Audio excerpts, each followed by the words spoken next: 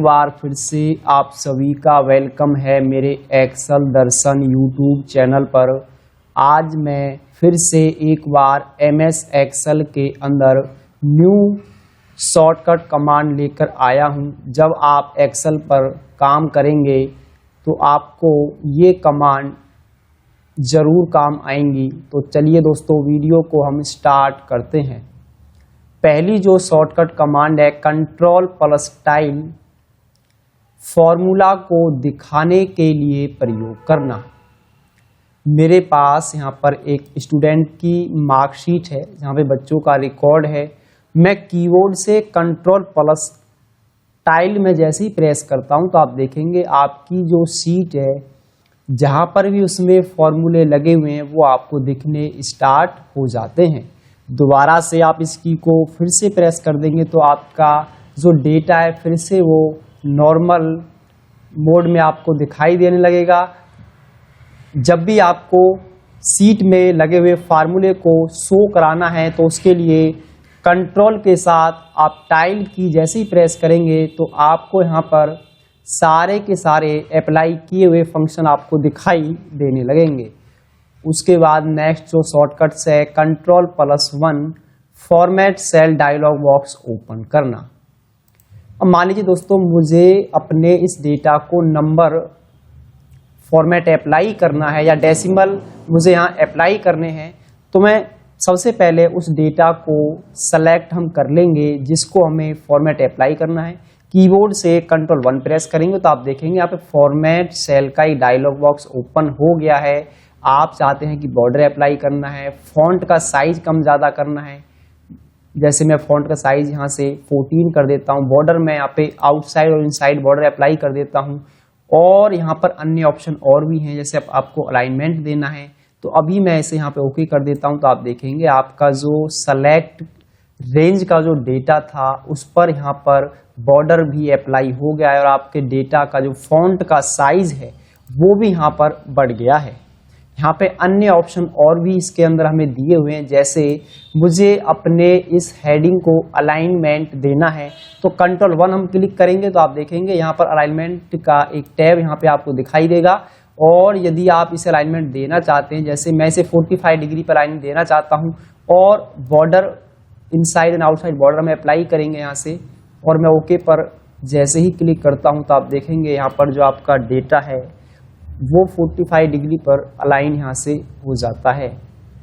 उसके बाद नेक्स्ट जो हमारे पास शॉर्टकट्स है वो है कंट्रोल प्लस 2 सेलेक्ट डेटा को बोल्ड करने के लिए प्रयोग करना। अब मान लीजिए मुझे अपने इस डेटा को बोल्ड करना है तो इसको सबसे पहले मैं सेलेक्ट करूंगा। जितना एरिया को मुझे बोल्ड करना है मैं इस कंप्लीट टेबल को सेलेक्ट कर लेता हूं और कीबोर्ड से कंट्रोल 2 में जैसे ही प्रेस करूंगा आप देखेंगे आपका जो डेटा है वो यहाँ पे बोल्ड हो गया है, यानी कि डार्क आपका डेटा यहाँ पे हो जाएगा। उसके बाद अगली जो शॉर्टकट कमांड है कंट्रोल प्लस 3 शब्दों को तिरछा करने के लिए प्रयोग करना।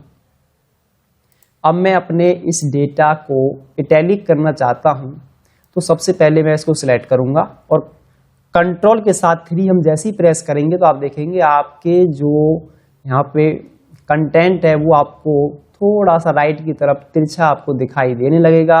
और यदि दोबारा से कंट्रोल F3 करते हैं तो वापस वो नॉर्मल मोड में आ जाता है। उसके बाद अगला जो शॉर्टकट्स हमारे पास है वो है कंट्रोल प्लस 4 वर्डों को अंडरलाइन अप्लाई करना। जैसे मान लीजिए मैं यहाँ से 3 सेल पर अंडरलाइन अप्लाई करना चाहता हूं तो मैं इनको यहाँ से सिलेक्ट कर लूंगा उस रेंज को, और कंट्रोल के साथ 4 हम जैसे ही प्रेस करेंगे तो आप देखेंगे यहाँ पर उनके नीचे आपकी अंडरलाइन अप्लाई हो जाती है। हटाने के लिए दोबारा मैं इनको सिलेक्ट करूंगा और कंट्रोल के साथ 4 हम प्रेस करेंगे तो आप अंडरलाइन को यहाँ से रिमूव भी कर सकते हैं। और यहाँ पर मैं अपने इस टेबल को अंडरलाइन देना चाहता हूँ या किसी वर्ड को मुझे अंडरलाइन देनी है, कोई स्पेसिफिक वर्ड है हमारा, उसको हम सिलेक्ट कर लेंगे और कंट्रोल के साथ 4 हम जैसे ही प्रेस करेंगे तो आप देखेंगे वहां पर आपको अंडरलाइन दिखाई दे जाएगी। उसके बाद अगली जो कमांड है कंट्रोल प्लस 5 वर्डों को स्ट्राइक करने के लिए प्रयोग करना। मान लीजिए कोई ऐसी लाइन है जो गलती से टाइप हो गई है, उसको आपको स्ट्राइक करना है, यहाँ पे बीच में से लाइन को आपको काटना है, तो उसके लिए कंट्रोल F5 आप जैसे ही प्रेस करेंगे तो आप देखेंगे वो लाइन यहाँ से स्ट्राइक, एक आपको यहाँ पर लाइन बीच वर्ड में दिखाई देगी। और आप इसको रॉन्ग इंडिकेट कराने के लिए आप इसे रेड भी कर सकते हैं, ताकि जो आपका वर्ड है वो आपने स्ट्राइक थ्रू करके उसे अपने मिस्टेक को, जो यहाँ पे लाइन गलती से राइट हो गई थी, उसको हमने यहाँ पर क्या कर दिया है, अब उसको स्ट्राइक के थ्रू से इंडिकेट करा दिया है। उसके बाद है Ctrl+6, पिक्चर को विजिबल और इनविजिबल करना। आप देखेंगे यहाँ पर मैंने एरो यूज कर रखे हैं, जो कि मैंने शेप से इंसर्ट कराया है इनको। मैं यहाँ से एक शेप और इंसर्ट कर लेता हूँ। शेप पे जाके देखिए यहाँ पे एक शेप ड्रैग कर देता हूँ, और मैं जैसे ही कीबोर्ड से Ctrl+6 प्रेस करूंगा तो आप देखेंगे यहाँ से जो शेप है आपकी वो विजिबल हो जाती है, और Ctrl F6 करने से दोबारा से वो विजिबल हो जाती है। तो आप इसे इनविजिबल और विजिबल आसानी से करा सकते हैं। Ctrl+F6 जो आपके ऑब्जेक्ट होंगे, जो पिक्चर है, जो शेप्स हैं, उनको विजिबल और इनविजिबल आसानी से आप कर सकते हैं।